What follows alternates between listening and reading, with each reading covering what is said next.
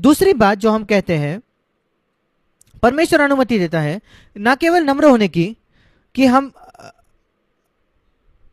पर हम चिंतित होते हैं जब उसकी हम खोजते हैं इच्छा, तो हम विचलित हो जाते हैं। प्रभु मैं तेरी इच्छा करना चाहता हूं पर मुझे उत्तर नहीं मिलता।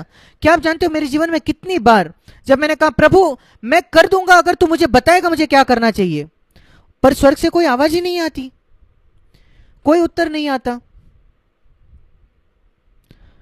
मानो मैं एक रहस्यमय जगह छोड़ दिया गया हूं, मैं नहीं जानता आगे क्या करना है। दूसरा कुरिन्थियों उसका 4 अध्याय, दूसरा कुरिन्थियों उसका 4 अध्याय, यहां लिखा है, कई बातें लिखी है। यह तरीका है परमेश्वर का रहस्य, सुसमाचार का रहस्य। दूसरा कुरिन्थियों 4 अध्याय 7वां वचन से आगे, पर हमारे पास धन की मिट्टी के बर्तनों में है ताकि परमेश्वर की असीम सामर्थ हम में से दिखे और हमारी ओर से नहीं। परमेश्वर अपने बच्चों से कैसे बर्ताव करता है नई वाचा में, इसे सुने। 8वां वचन, चारों ओर से क्लेश तो भोगते हैं हर तरीके से। अच्छा, क्या आप अपने बच्चों से ऐसा बर्ताव करते हो प्रभु? हाँ, पर वे कुचले नहीं जाते कि वो आशीष खो दे। उलझन में, वही मैं बात कर रहा हूं, पूरी तरीके से उलझन में। प्रभु मैं इस मार्ग से जाऊं उस मार्ग से, प्रभु तू बता मैं कर दूंगा, कोई उत्तर नहीं। मैं दाई मुड़ू या बाई मुड़ू, कोई उत्तर नहीं। बिल्कुल उलझन में, पर मैं निराश नहीं होता। सताए तो जाते हैं, 9वां वचन, पर त्यागे नहीं जाते। गिराए तो जाते हैं पर नष्ट नहीं होते। पुराने नियम के लोग अगर उन्होंने इस प्रकार की चीज का अनुभव किया होता कि वो क्लेश है, निरुपाय है, सताए जाते हैं, गिराए जाते हैं, नष्ट होते हैं, त्यागे जाते हैं, वो कहते हैं परमेश्वर ने हमें छोड़ दिया है। पौलुस कहता है नहीं, ये मार्ग है कि हम प्रभु के साथ चल रहे हैं, ये चिन्ह है, ये बिल्कुल उसके विपरीत है पुराने नियम के। परमेश्वर कहता है मेरे मार्ग तुम्हारे मार्ग नहीं है।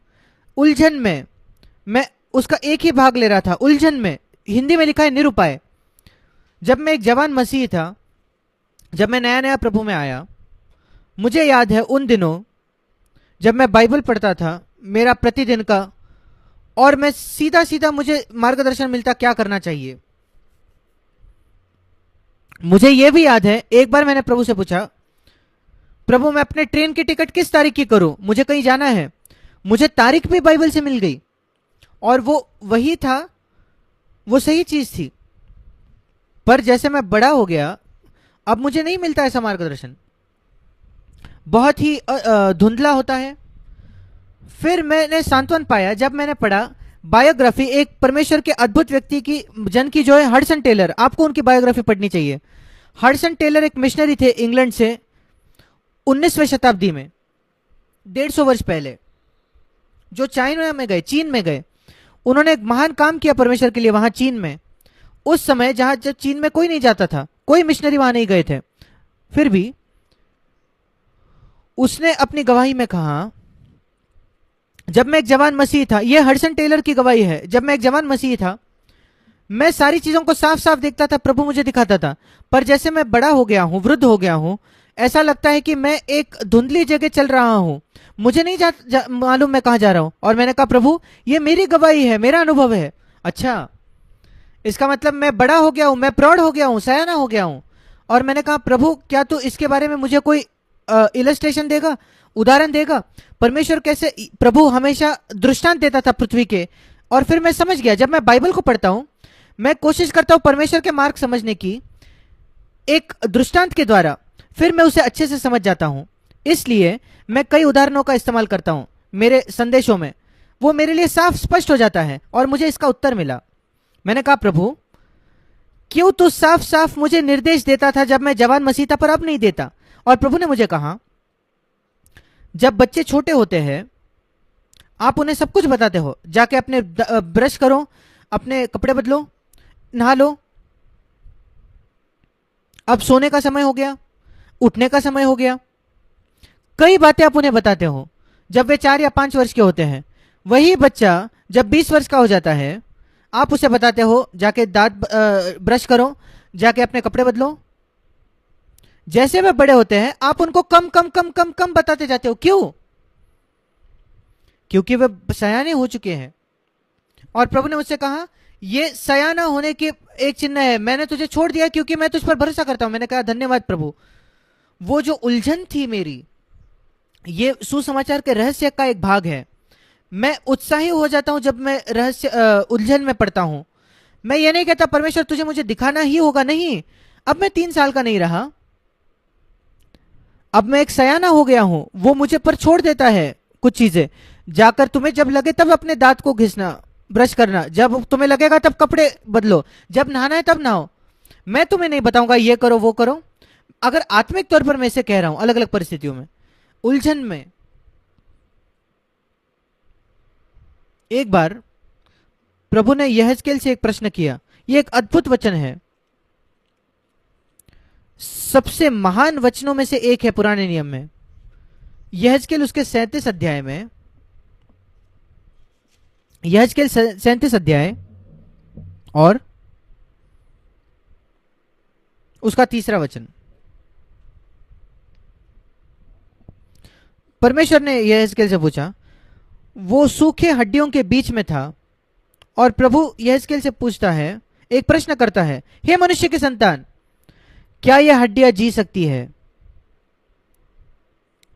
और यहां सबसे महान उत्तर है पूरे पुराने नियम में, हे परमेश्वर यहोवा, तू ही जानता है, मैं नहीं जानता। वो है नम्रता। तू जानता है प्रभु, मैं नहीं जानता।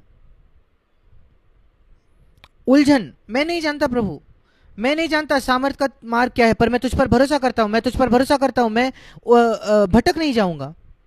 मुझे याद है कई बार विश्वासियों के नाते मैं कहता हूं प्रभु काश मैं तुझे एक बार देख पाता, एक बार। क्या आपने पौलुस को अपने आप को देखने दिया? एक बार मेरे जीवन में, एक बार मैं तुझे देखना चाहता हूं प्रभु। उसके बाद मैं तुझसे कुछ नहीं मांगूंगा वापस, एक ही बार, आधे मिनट के लिए मुझे तुझे देखने दे, मुझे दर्शन दे, तेरा अपने आप का दर्शन दे प्रभु। पर उसने कभी मुझे यह दर्शन नहीं दिया उन 82 वर्षों में। उत्तर हमेशा है, प्रभु मुझे देता है यूहन्ना 20 अध्याय से, यूहन्ना रचित सुसमाचार 20 अध्याय, जहां थोमा ने भी यही कहा था दूसरे शिष्यों से, मैं देखना चाहता हूं, जब तक मैं नहीं देखूंगा मैं विश्वास नहीं करूंगा। और प्रभु थोमा को प्रकट होता है और उसने कहा, देख मेरे हाथ में खीले के जो छेद है। पर फिर उसने, प्रभु ने यह कहा थोमा से, यही वचन प्रभु ने मुझसे कहा, यूहन्ना 20:29 वचन।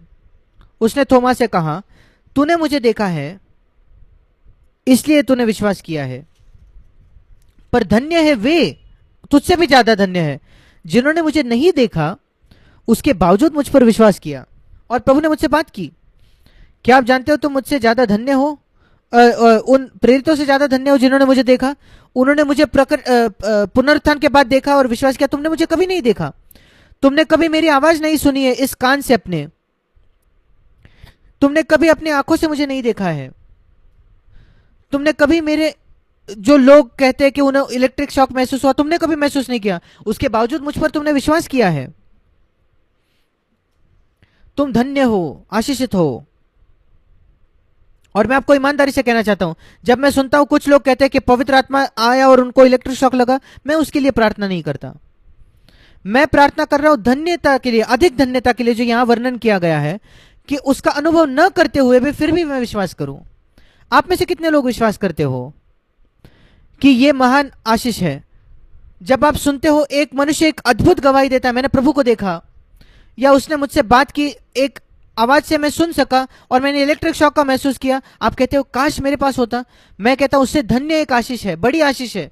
अगर आप उनमें का अनुभव ना भी करो तो, मैंने उनमें से किसी भी बात का अनुभव नहीं किया। मैंने अपने जीवन में कभी भी कोई दर्शन नहीं देखा है अपनी आंखों से, कोई सुना नहीं है, कोई आवाज स्वर्ग से मेरे कानों से, मेरा कोई हिलने का अनुभव नहीं हुआ मेरे शरीर में पवित्र आत्मा के द्वारा। उसके बावजूद मैं जानता हूं प्रभु का पवित्र आत्मा ने मेरे द्वारा काम किया है और मेरे जबान के द्वारा काम किया है। मैंने उसके परिणाम देखे हैं कई कई जगहों में, मैंने कभी उसका अनुभव नहीं किया। उसके बावजूद मैं उस अधिक धन्य श्रेणी में हूं। क्या आप वहां होना चाहते हो? क्या आप छोटे श्रेणी में निचले स्थान पर होने चाहते हो, जहां देखकर, महसूस करके, भावनाओं के द्वारा प्रभु हमें अनुमति देता है कि हम उलझन में हो, कि हम निर्बल हो,